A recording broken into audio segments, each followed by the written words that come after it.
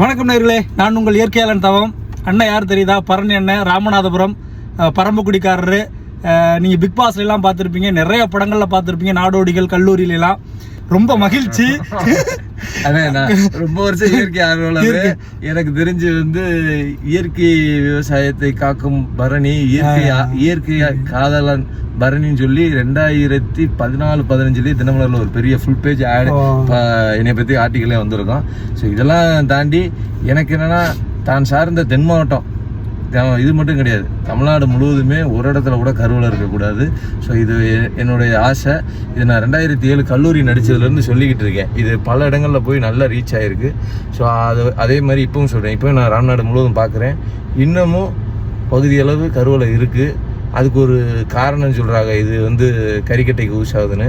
எல்லாமே யூஸ் ஆகும். பட் ஆனால் அந்த கறிக்கட்டையை விற்கிறதுக்கு முன்னாடி சோறு முக்கியம். கண்டிப்பா சோறு சாப்பிட்றதுக்கு நீர் ரொம்ப முக்கியம். ஏன்னா அந்த நீரை உறிஞ்சுது. அந்த ஒரு காரணத்தினாலதான் கரு வேணாம்னு சொல்றோம். பாத்துக்கோங்க, கருவலையை ஒழிங்க. இயற்கையாளன் தவத்துக்கு லைக் பண்ணுங்க, ஷேர் பண்ணுங்க. நன்றி. சந்தோஷம். ஓகேண்ணே.